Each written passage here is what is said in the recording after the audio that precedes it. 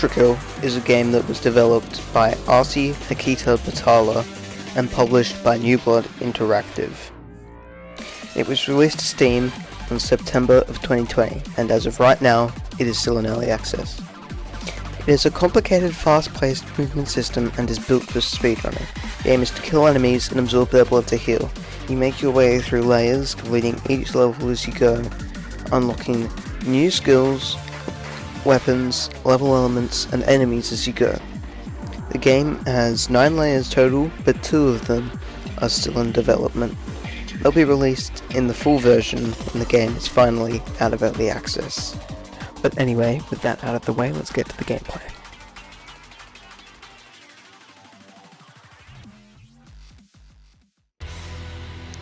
Before every level, you start in an elevator. It brings you down lower and lower through each level, meaning this first level is the closest that we get to the surface. The first level, aka Into the Fire, does a great job of letting you figure out the mechanics and how to use them effectively. It contains very basic enemies, those being filths, strays, schisms, and of course, a malicious face at the end. Something I'd like to mention is the amazing soundtrack for Ultrakill, composed mainly by Akita himself, with a few songs from Health, Mechanico, and Keegan Church. It's mainly breakcore, and it's one of my personal favourite video game soundtracks out there. It adds so much life to the game and matches the feel of it perfectly. In honour of that, I've used only songs from the soundtrack in this video. In the first level, you must traverse through some kind of facility hidden away from the rest of Hell. You start out with only your parrying fist and a basic revolver. In the second level, however, you're able to buy better revolvers, and you unlock the shotgun. In every level, there are secret orbs. They are required to get a perfect P rank for the level and the layer. To get a P rank for the level, you must do it in the shortest possible time, getting the most possible style, and killing every enemy. Well, not exactly every enemy, because you don't need to kill secret enemies, but they're usually the challenge of the level. All levels have challenges that you must complete to get an absolute P rank and finish the layer. These usually consist of finding a secret or doing something different in a level. In the first level, you must kill 5 enemies by shooting 1 glass pane. Every layer also has its own secret level, which you have to unlock in a unique way. For this layer, it's something wicked, and it's super scary. The game has a great progression system that allows players to go kinda at their own pace. For example, every layer introduces new enemies and weapons, and the layouts gradually increase in complexity, meaning you build skill, but it doesn't get too easy. And it can be a bit jarring of a learning curve for some people, but I believe that once you learn the skills and how to use everything effectively, it becomes more fun. Once you've gotten through a layer, you'll be granted with the climax level, a boss fight. These bosses are usually pretty significant to the story. If you want to learn about the story and lore of Ultrakill, check out this video that I've linked in the description. For this layer, the boss is 2 Cerberus. It's a fun fight, but relatively easy. The main restricting factor is the arena is tiny.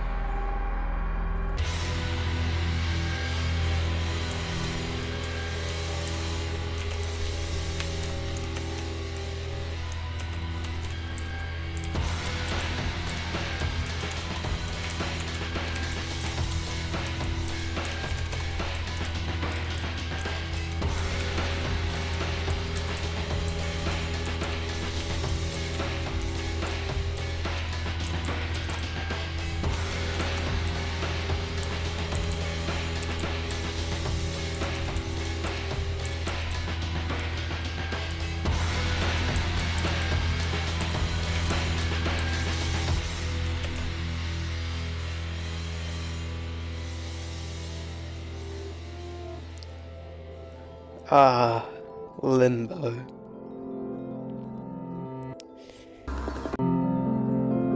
The deceptively hectic layer of fake trees. This layer introduces drones, hideous messes, street cleaners, the nail gun, rodents, and soap. No, I'm not kidding. It's a fun layer, as you finally get to see new enemies and mechanics and explore a new environment. This layer has 4 levels, and the secret level is probably the most peaceful part about Ultrakill, due in part to the song that coincides with the level, but also it's a peaceful puzzle game. The boss of this layer is your mechanical successor, V2. He's just like you, but more health, and in the lore, his only purpose is to kill you, or rather the model of robot that you are, because without getting too deep into it, Ultrakill, or at least its story, isn't about you, it's about the bosses that you fight, and especially about Gabriel, the most famous boss of the Ultrakill universe. He's one of the most recognizable elements of the game. Once you've beaten V2, you're rewarded with the Knuckle Blaster, a new arm that acts like a shockwave, kind of. Does a heap of damage from a direct punch, and then the following blast kills light enemies such as filths or droids with ease.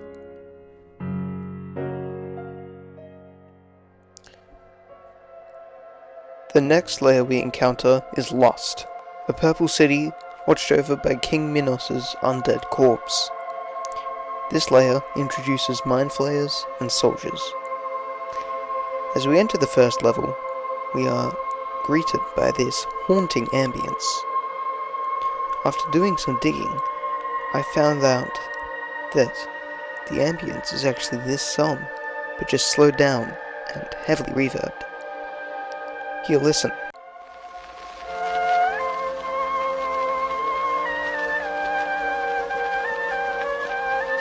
Now I've sped up the ambience.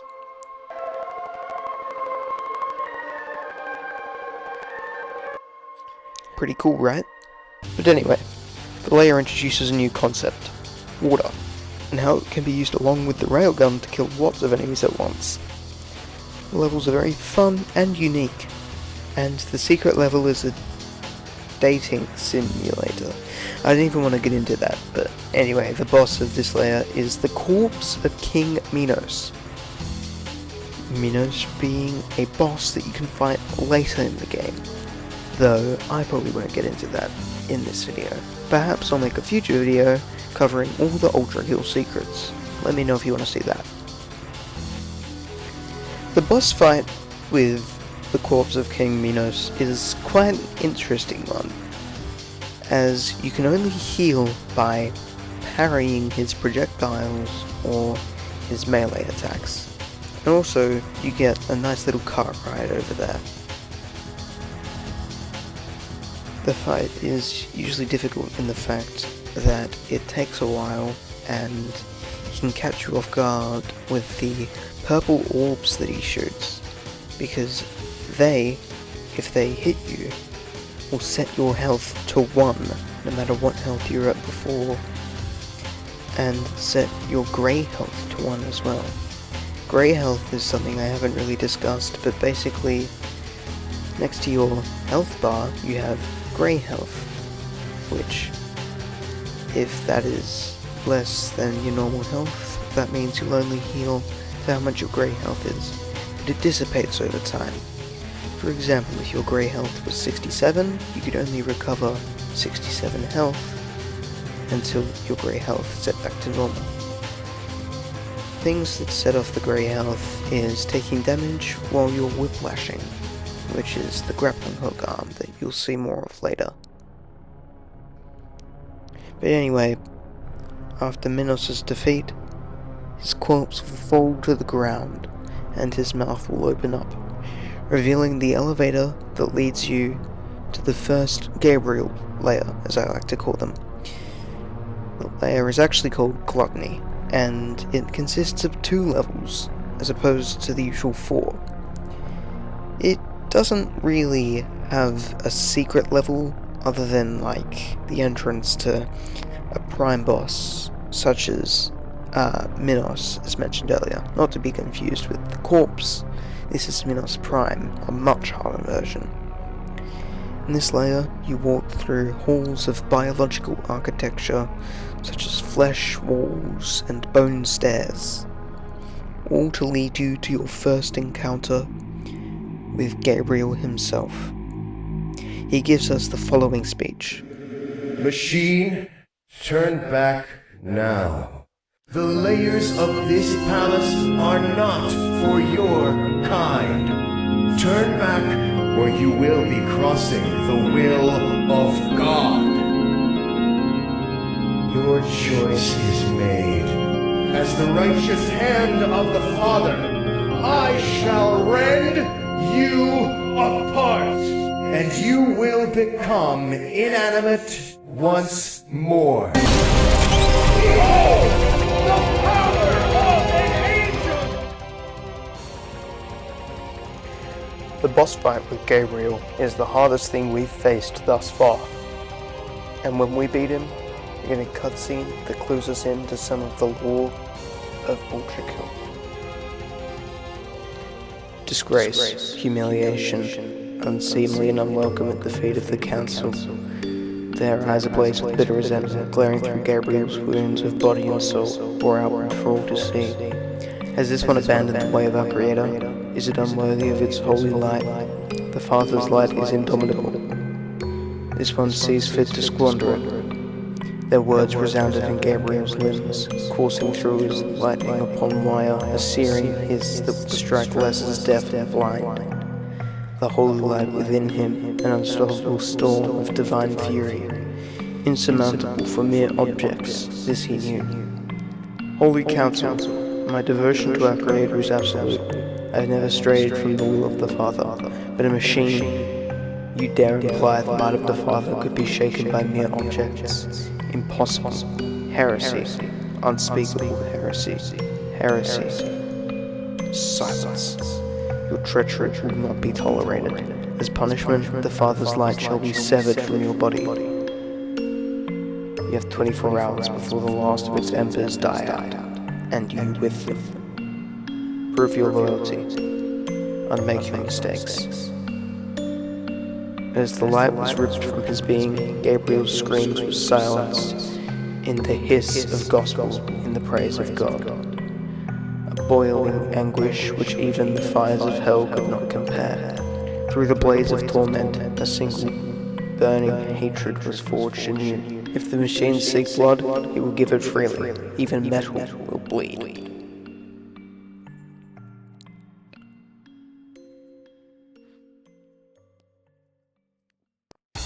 Next we move on to Layer 4, Greed. This layer introduces us to stalkers, Ziv and insurrectionists, which in my opinion are some of the coolest enemies in the game, virtues, dual-wielding, sand, which stops enemies from bleeding, therefore you can't heal, and the whiplash, which we'll talk about in a second, as well as some of the best music ever to grace the ears of humankind. In the first level, we're greeted with a sandy landscape, with a hot beating sun and a distant pyramid. This layer is cool, as you get to see a more open level design, and you have to worry about where you stand. The boss of this layer is an old friend of ours, V2, and this time, it's personal. Once you deplete his health, it doesn't end, but rather you slide down the very pyramid that we've seen in the background this whole time.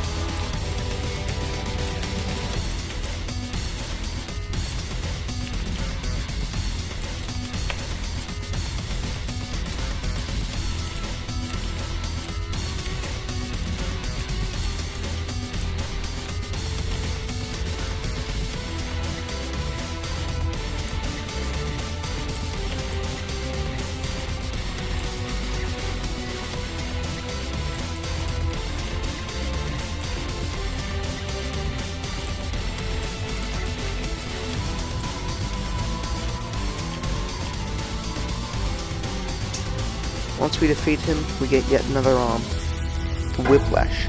It's like a grappling hook that you can use to pick up small enemies and pull yourself towards larger ones. There are also grapple points, green ones and blue ones. The green ones act like a large enemy, as in you just pull towards them, and the blue ones act like a slingshot.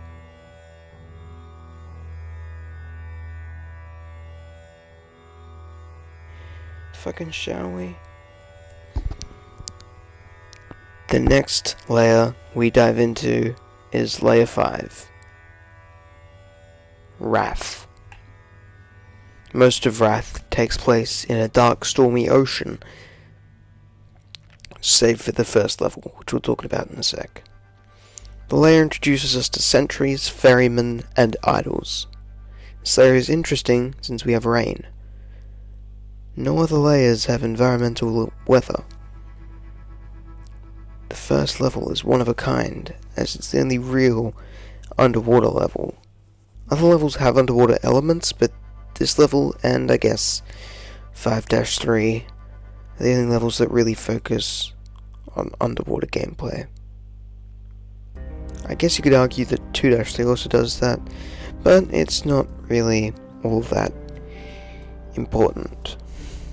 The boss of this layer is interesting because it's basically just a normal enemy, but a lot bigger. It's also one of the few enemies in the game with weak points, those being its underbelly, mouth, and the dead man upon his head. Like most things in the game, it's a variation of a biblical entity, that being the Leviathan, of course. The biblical influence is obvious in the game, with figures like God being mentioned a lot, as well as Minos, the Minotaur, and many other creatures and people being present in the game. And I think it's cool how the dev team has managed to incorporate that.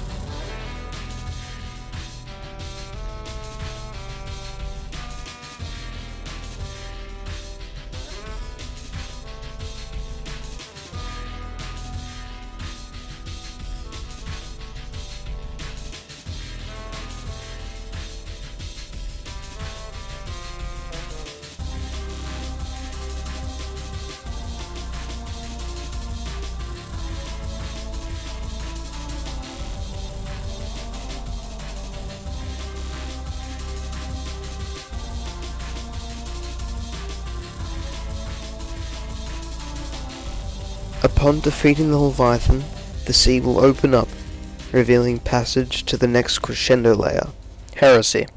The first level of this layer holds many enemies, but no new ones.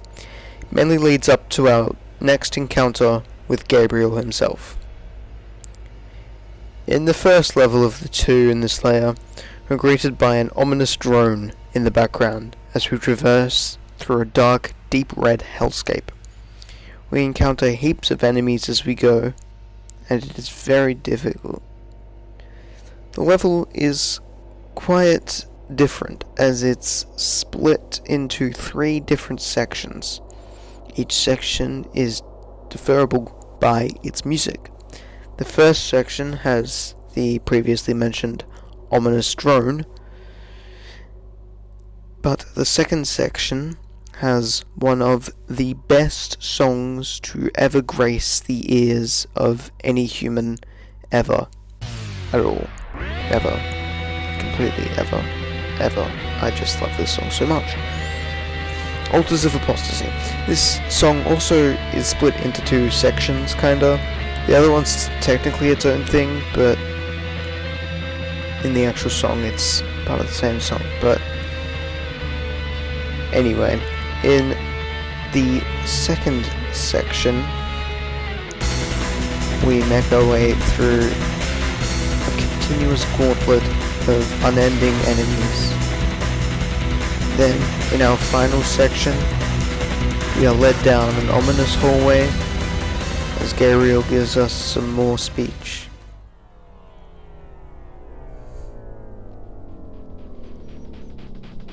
This next part is an absolute onslaught. 2 Heath masses, 4 soldiers, 1 swords machine, 4 strays, and 2 whole ass Cerberite. It's a fight to the death. He really throws everything at us to stop us from getting to him, Gabriel. But, alas, once we had defeated all of his soldiers, and all the other enemies I guess, we finally get to fight him.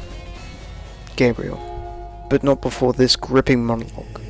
Limbo, lust, all gone, with gluttony soon to follow. Your kind know nothing but hunger, purged all life on the upper layers, and yet they remain unsatiated. As to you, you've taken everything from me, machine.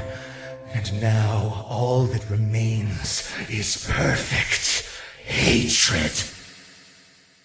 Machine, I will cut you down, rake you apart, splay the gore of your profane form across the stars. I will grind you down until the very spots cry for mercy. My hands shall relish ending you here and now.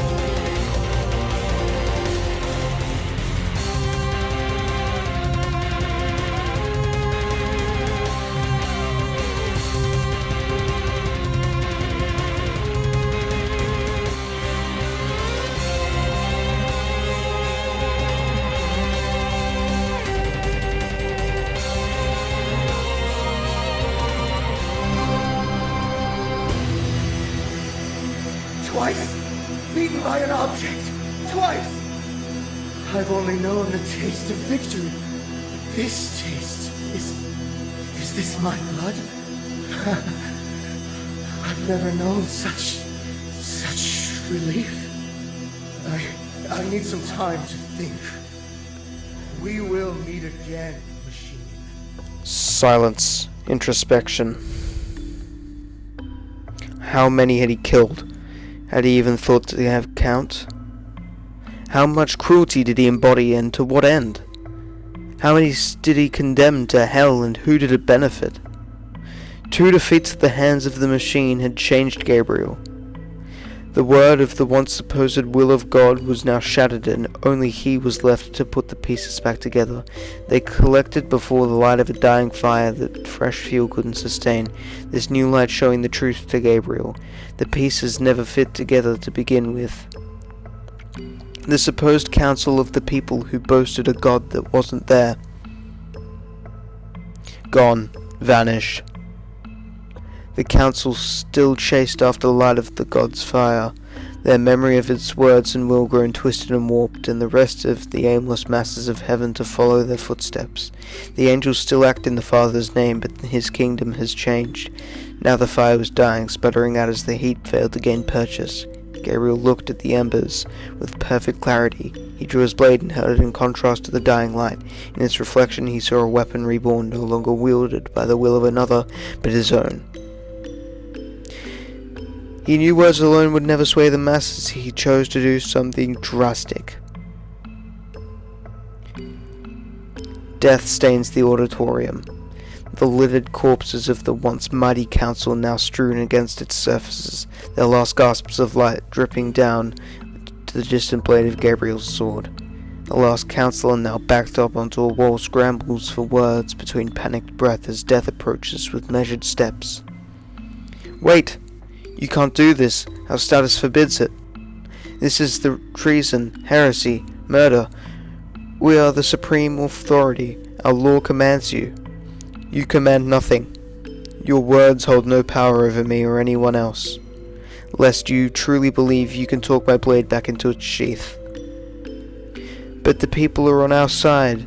The citizens of heaven know that we are just. The masses only follow you out of fear and desperation. I will show them that there is nothing to be afraid of. There is no species nor origin, vested rank or holy status that will stop the sharp edge of a sword. We will bleed the same blood, and the cushions of your throne have made you weak and impotent. Please, Gabriel, see reason. The council follows the will of the Father. You seek to go against our Creator. Face it, brother. God is dead. The fire is gone. You're chasing phantoms. Gabriel's silhouette now towers over the counselor, his shadow cast upon a soon lifeless corpse.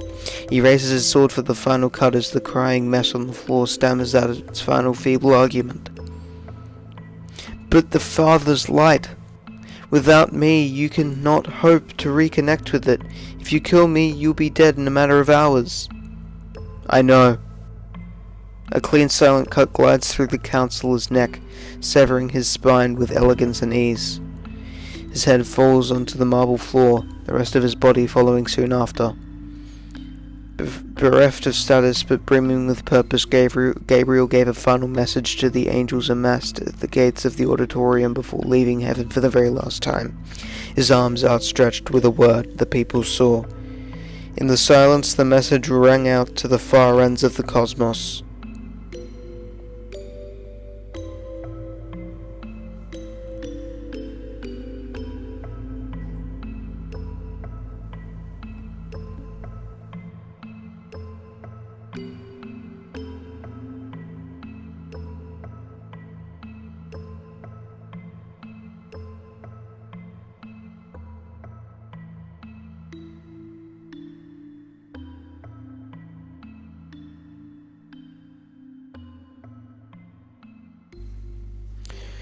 So sadly, I'll have to wrap it up there.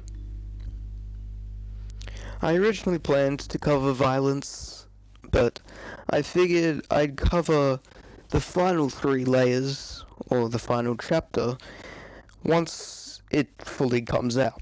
It seems like a much better plan.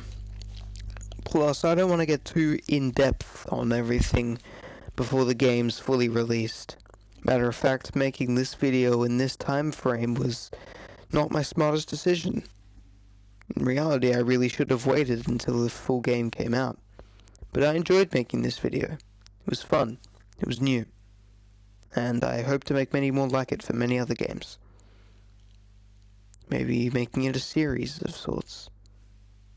But anyway, let me know if you'd like to see that in the comments below. Subscribe, like the video if you enjoyed it, and leave a comment if you want me to know anything about the video. Thanks for watching. Goodbye.